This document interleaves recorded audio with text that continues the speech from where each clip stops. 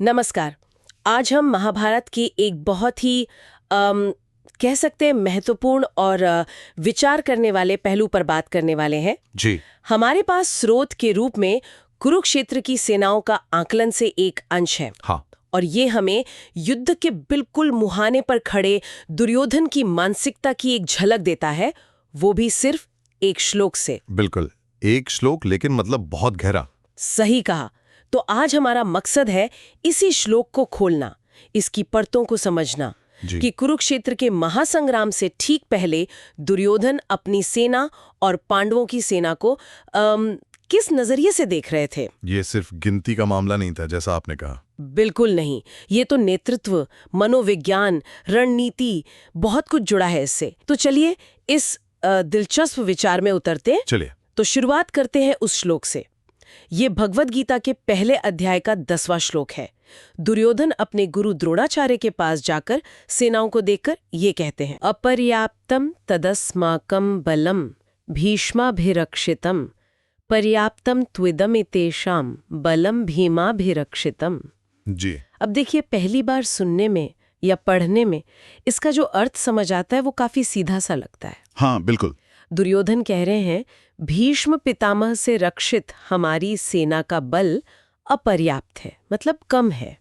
और भीम द्वारा रक्षित उनकी यानी पांडवों की सेना का बल पर्याप्त है, यानी काफी है। हाँ, ये सुनकर थोड़ा चौंकाता है ना? क्योंकि कौरवों की सेना तो 11 अक्षौहिणी थी, पांडवों की 7, तो फिर अपनी सेना अपर्याप्त क्यों, कम क्यों? बिल्कुल, यही सवाल सबसे पहले मन में आता है। हाँ। ये पहली व्याख्या ही मतलब कई सवाल खड़े कर देती है। जैसे देखिए, दुर्योधन के पास कौन है? भीष्म पितामह, देवव्रत, गंगा पुत्र, जिन्हें इच्छा मृत्यु का वरदान था। हाँ, अजेय योद्धा। बिल्कुल, ऐसे सेनापति के होते हुए अपनी विशाल सेना को कमजोर आंकना, ये सामान्य तर्क के तो बिल्कुल विपरीत है। तो क्या ये सिर्फ संख्या की बात नहीं कर रहे हैं, कुछ और है? मुझे लगता है ये सिर्फ संख्या के बात हो ही नहीं सकती। शायद ये भीष्म पितामह की निष्ठा पर एक सवाल है, दबे हुए शब्दों में। अच्छा, ये आप कैसे कह रहे हैं? हम सब जानते हैं भीष्म का झुकाव पांडवों की तरफ भी था, वो उनके पितामह थे। हाँ, ये बात तो है। तो क्या दुर्योधन को ये डर था कि पितामह शायद पूरे मन से युद्ध ना करें, पूरी क्षमता से ना लड़ें? ये संभव है। या फिर ऐसा भी हो सकता है कि अपर्याप्तम का मतलब ये हो कि 11 अक्षौहिणी सेना भी उस अधर्म के बोझ तले दबी है जिसका वो साथ दे रही है, और इसलिए जीतने के लिए नाकाफी है। ये भी एक गहरा विचार है, मतलब उनके मन की कोई गहरी असुरक्षा। हाँ, कि हम गलत तरफ हैं तो कितनी भी बड़ी सेना हो कम ही पड़ेगी। जी। भीष्म की स्थिति बहुत जटिल थी। वो सिंहासन से बंधे थे, पर दिल तो पांडवों के लिए भी धड़कता था। और दुर्योधन चतुर तो था, अहंकारी भले ही हो, वो ये बारीकी समझता होगा। बिल्कुल। तो ये अपर्याप्तम सिर्फ सैन्य ताकत का आकलन नहीं, बल्कि शायद वो नैतिक और भावनात्मक कमजोरी का भी इशारा है जो दुर्योधन महसूस कर रहे थे, कि हमारा सबसे बड़ा योद्धा ही शायद दिल से हमारे साथ न हो। बिल्कुल। और ये किसी भी सेनापति के लिए बहुत बड़ी चिंता की बात होगी। और दूसरी तरफ पांडवों की सेना के लिए पर्याप्तम शब्द का इस्तेमाल, उनकी सेना तो छोटी थी। हाँ, 7 अक्षौहिणी। लेकिन उनके सेनापति के रूप में भीम का नाम लेना ये भी थोड़ा ध्यान खींचता है। आमतौर पर तो अर्जुन का नाम आता है। सही कहा। या सेनापति तो धृष्टद्युम्न थे। हाँ, भीम तो अपनी गदा और शारीरिक बल के लिए जाने जाते थे। देखिए, यहाँ भीम का नाम लेना भी शायद सांकेतिक है। भीम मतलब वो प्रत्यक्ष बल, वो शारीरिक शक्ति, और शायद पांडवों का वो दृढ़ संकल्प और गुस्सा। अच्छा। जो कौरवों के अन्याय के खिलाफ था। हाँ, हो सकता है दुर्योधन को लग रहा हो कि पांडवों की सेना संख्या में कम है, पर उनका मकसद साफ है, वो एकजुट हैं, और भीम जैसे योद्धा उनके मनोबल का प्रतीक हैं। तो इस नजरिए से उनकी छोटी सेना भी पर्याप्त लगती है, मतलब जीतने में सक्षम। जी। तो ये पहली व्याख्या दुर्योधन के मन में छिपे डर, संदेह और शायद एक यथार्थवादी आकलन को सामने लाती है। ठीक है, ये तो हुई पहली व्याख्या जो दुर्योधन को थोड़ा डरा हुआ या कम से कम चिंतित तो दिखाती है। जी हाँ। लेकिन आपने शुरू में कहा था कि एक और मतलब भी निकाला जाता है जो बिल्कुल उल्टा है। हाँ, बिल्कुल। और वो दूसरी व्याख्या इस श्लोक को एकदम पलट देती है। वो कैसे? इस दूसरी व्याख्या के अनुसार अपर्याप्तम का मतलब कम या नाकाफी नहीं है। तो फिर? इसका मतलब है असीमित, अपार, जिसकी कोई सीमा ना हो, अनलिमिटेड। अच्छा। अनलिमिटेड। और पर्याप्तम का? और पर्याप्तम का मतलब काफी या सक्षम नहीं, बल्कि सीमित, मापा हुआ, गिना चुना, लिमिटेड। अरे, तो इस हिसाब से तो दुर्योधन कह रहे हैं कि भीष्म पितामह द्वारा सुरक्षित हमारी सेना असीमित है, अपार है, जी हाँ, और भीम द्वारा सुरक्षित उनकी सेना तो सीमित है, गिनी चुनी सी है। बिल्कुल। ये तो पहले वाले मतलब से एकदम 180 डिग्री अलग हो गया। ये तो दुर्योधन के उस जाने पहचाने अहंकार से मेल खाता है। बिल्कुल, एकदम। ये व्याख्या दुर्योधन के उसी दंभ वाले चरित्र को दिखाती है जो हम महाभारत में अक्सर देखते हैं। हाँ, वो अपनी विशाल सेना पर भीष्म जैसे महारथी के नेतृत्व पर गर्व कर रहे हैं, इतरा रहे हैं। वो कह रहे हैं कि हमारी ताकत की कोई सीमा ही नहीं है। हाँ, और पांडवों की सेना, वो तो बस भीम के भरोसे है। बलशाली है, पर भीष्म के सामने क्या? उनकी सेना तो गिनी जा सकती है, सीमित है। जी। इस तरह से देखें तो ये बयान उनकी अपनी सेना का मनोबल बढ़ाने और पांडवों को कम आंकने का एक तरीका लगता है। बिल्कुल। युद्ध से पहले ये काम रणनीति होती है। हाँ, अपनी सेना में जोश भरना, दुश्मन को छोटा दिखाना।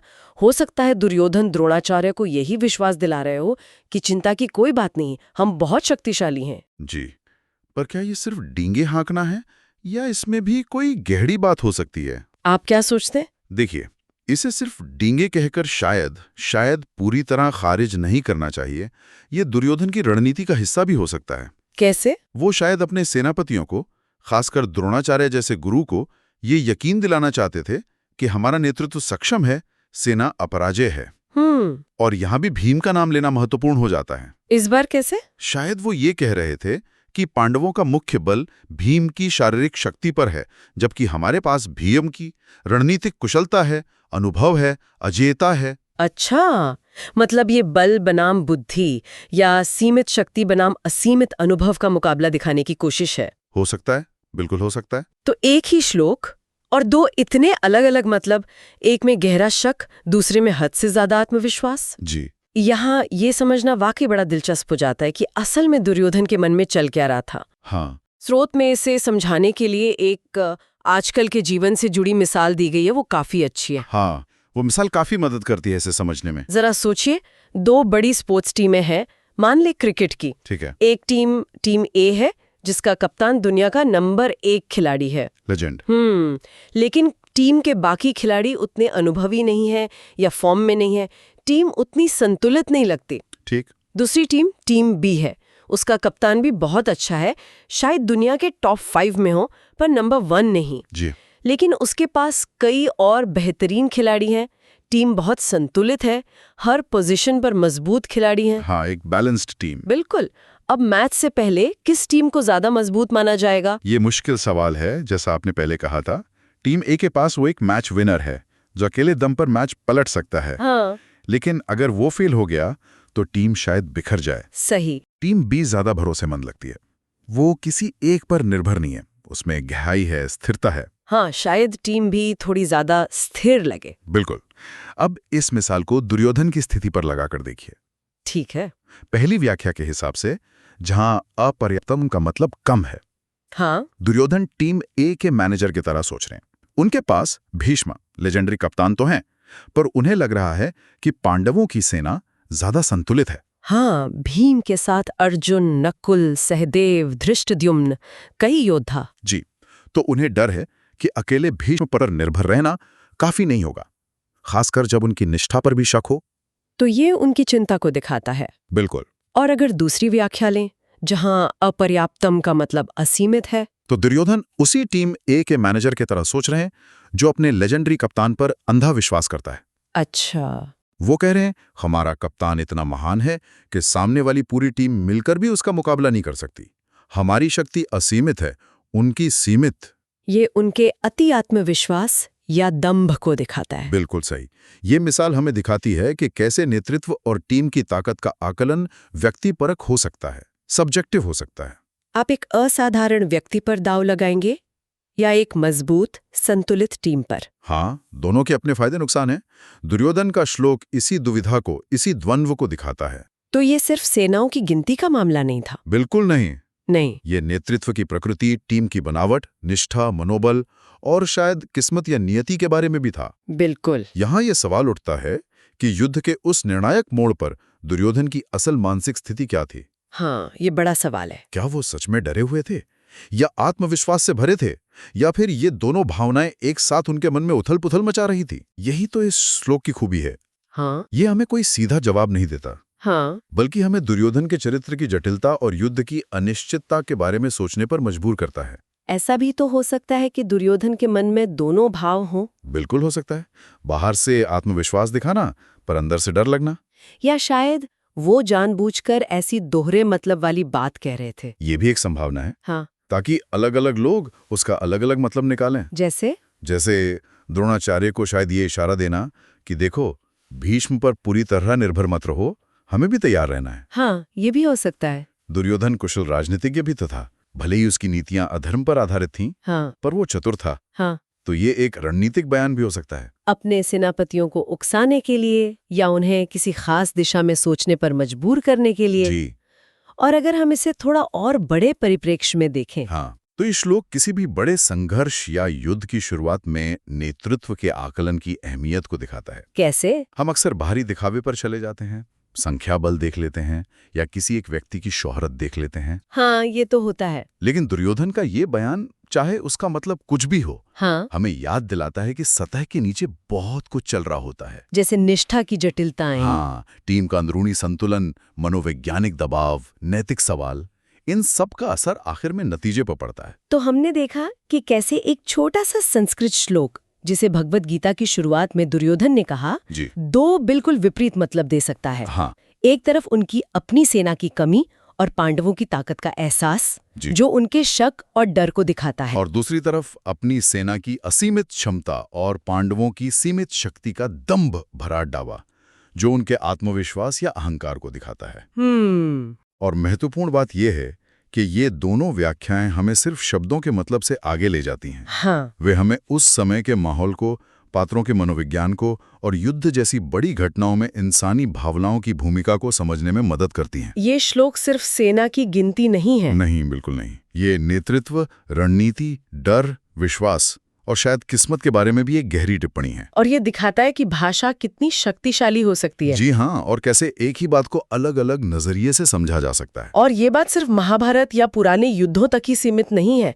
आज भी तो हम ऐसे ही आकलनों से जूझते हैं। बिल्कुल, रोजमर्रा की जिंदगी में भी। तो श्रोताओं के लिए एक अंतिम विचार छोड़ते हैं इस पर सोचने के लिए। जी जरा सोचिए, आज के दौर में जी चाहे वो बिजनेस में अपनी कंपनी और कॉम्पिटिटर को देखना हो, हाँ, या राजनीति में अपनी पार्टी और विपक्ष की ताकत का अंदाजा लगाना हो, या फिर जिंदगी की किसी निजी चुनौती का सामना करना हो, हम अपनी और सामने वाले की शक्ति का आकलन कैसे करते हैं? ये बहुत प्रासंगिक सवाल है। क्या हम किसी एक करिश्माई नेता या एक स्टार परफॉर्मर या किसी एक बहुत शक्तिशाली चीज पर जरूरत से ज्यादा निर्भर हो जाते, ये मानकर कि हमारी शक्ति असीमित है या कम से कम उस एक की वजह से हम जीत ही जाएंगे?